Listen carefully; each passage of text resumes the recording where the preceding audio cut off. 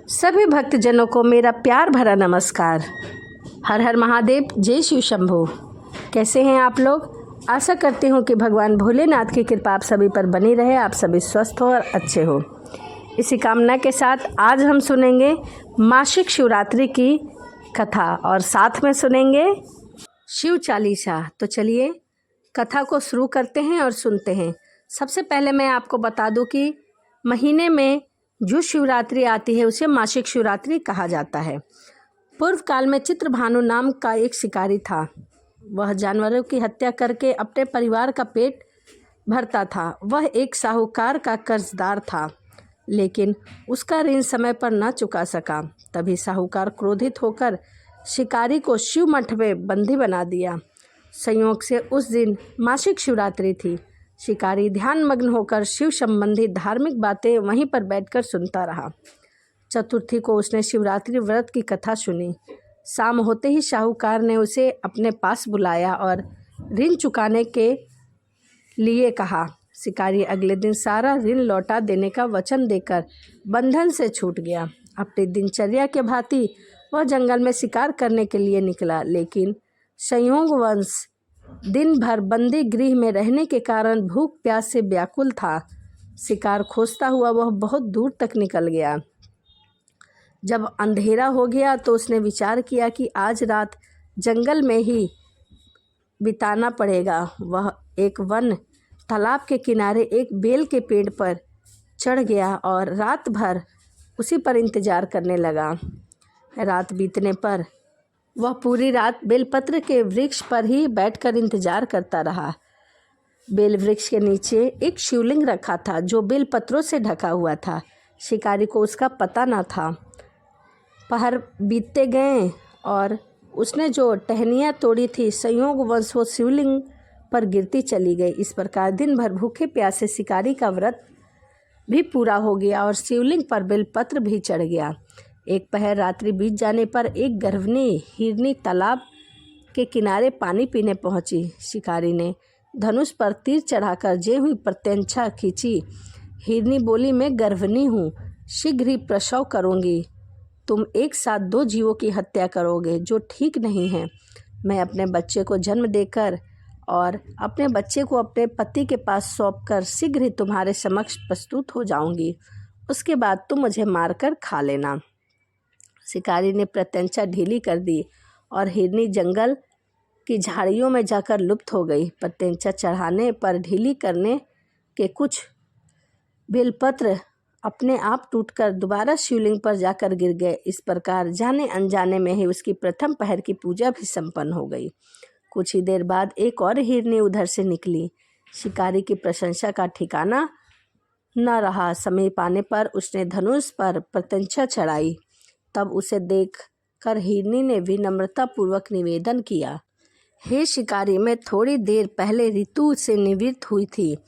कामातुर विरहिणी हूँ, अपने प्रिय की खोज में भटक रही हूँ। मैं अपने पति से मिलकर शीघ्र ही तुम्हारे पास आ जाऊंगी।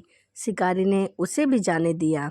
2 बार शिकारी को खोकर उसका माथा ठनका। वह चिंता में पड़ गया। रात्रि का आखिरी पहर बीत रहा था।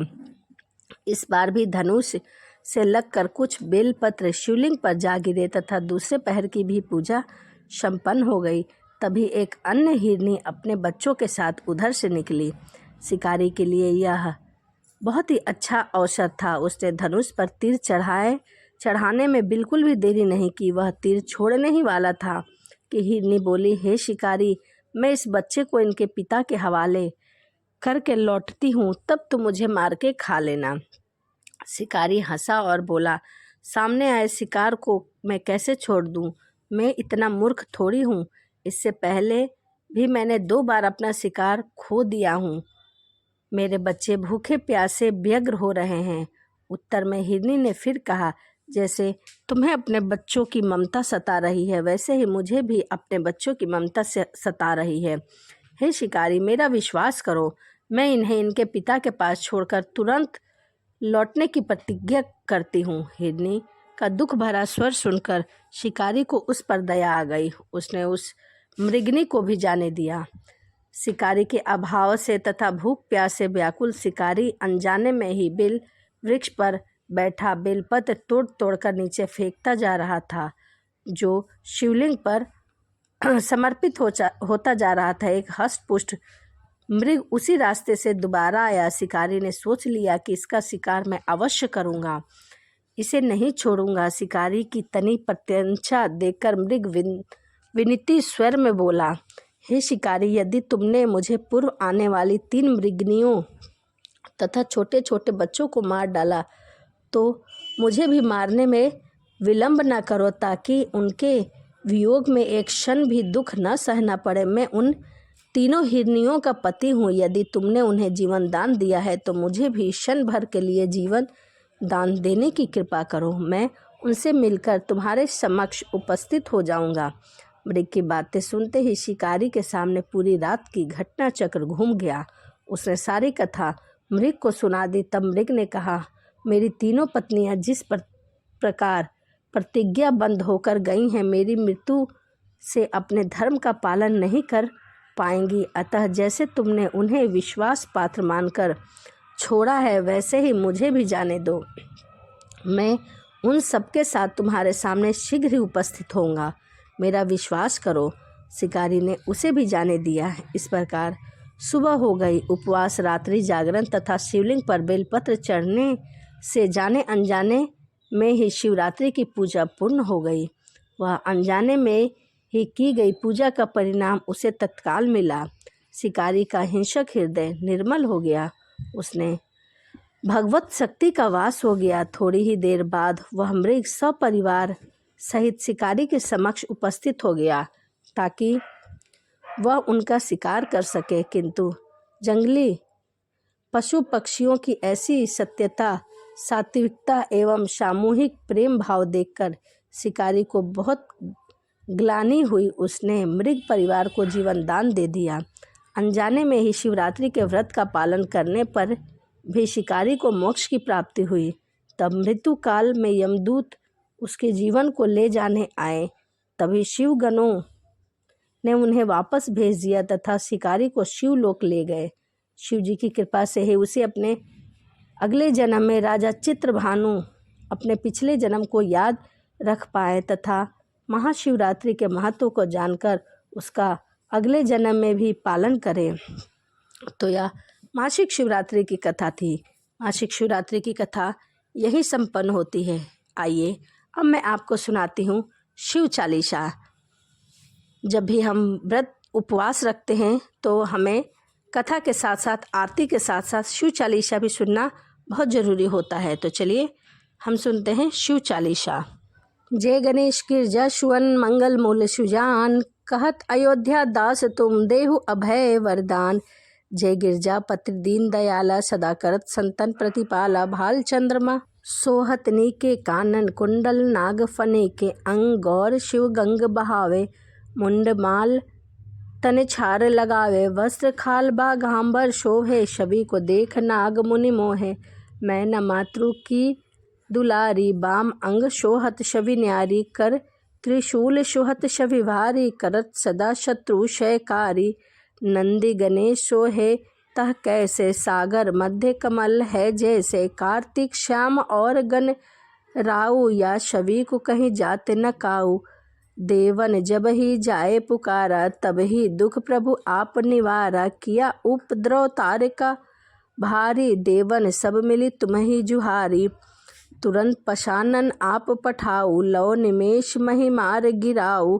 आप जलंधर असुर सहारा, सुयंस तुम्हार विदित संसारा। त्रिपुरा शन युद्ध मचाई, सबही कृपा कर लीन बचाई। किया तपहि भागीरथ भारी, पूरा प्रतिज्ञा तसु पुरारी। दानिन मह तुम सम कोउ नाही, सेवक स्तुति करत सदाही। वेद नाम महिमा तव गाई, अकथ अनादि भेद नहीं पाई। प्रकट उठई मंथन में ज्वाला, जरे सुरासर भय विहाला। किन्ह दया तह करी सहाई, नीलकंठ तब नाम कहाई। पूजत रामचंद्र जब कीन्हा, जीती के लंक विभीषण दीन्हा। सहस्त्र कमल में हो रहे धारी, किन्ह परीक्षा तब ही पुरारी। एक कमल प्रभु राखेऊ जोई, कमल नयन पूजह चह सोई। कठिन भक्ति देखी प्रभु शंकर, भय प्रसन्न दिए इच्छित वर। जय जय जय अनंत अविनाशी, करत कृपा सबके घटवासी। दुष्ट शकल नित मोहि सतावे, भ्रमत रहे मोहि चैन न आवे। त्राहि त्राहि मैं नाथ पुकारो, यही अवसर मोहि आन उभारो। लय त्रिशूल शत्रु को मारो, संकट में मोहि आन उभारो। मातृ पिता भ्राता सब कोई, संकट में पूछत नहीं कोई। स्वामी एक है आस तुम्हारी, आए हरहूँ अब संकट भारी। धन निर्धन को देत सदा ही, जो को जाचे वो फल पाई। अरस तू ही के ही विधि करो तुम्हारी, समहूँ अब नाथ चूक हमारी। शंकर हो संकट के नाशक, मंगल कारक विद्या विनाशक। योगी अति मुनि ध्यान लगावे, नारद शारद शीश नवावे। नमो नमो जय नमः शिवाय, सुर ब्रादिक पार न पाए। जो यह पाठ करे मन लाई, तापर होते है शंभु सहाय। ऋनिया जो कोई हो अधिकारी, पाठ करे सो पावन हारी। पुत्रहीन कर इच्छा कोई, निश्चय शिव प्रसाद तेहि होई। पंडित त्रयोदशी को आवे, ध्यान पूर्वक होम करावे। त्रयोदशी व्रत करे हमेशा, तन नहीं ताके रहे कलेशा। धूप दीप नववेद चढ़ावे, शंकर सम्मुख पाठ सुनावे। जन्म जन्म के पाप नसावे, अंतवास शिवपुर में पावे। कहे अयोध्या आस तुम्हारी, जानी सकल दुख हरहु हमारी। नित नेम कर प्रातः ही पाठ करे चालीसा, तुम मेरी मनोकामना पूर्ण करो जगदीश। मगर सरछठी हेमंत ऋतु, वसंत 64 जान। स्तुति चालीसा शिव ही पुण्य किन कल्याण। एक बार बोलो भोलेनाथ की जय, हर हर महादेव की जय। तो यह मासिक शिवरात्रि की कथा थी और साथ ही मैंने आपको सुनाया शिव चालीसा। तो चलिए इसी के साथ वीडियो को समाप्त करते हैं और मिलते हैं अगली वीडियो में। हर हर महादेव, जय शिव शंभू, श्री शिवाय नमस्तुभ्यम।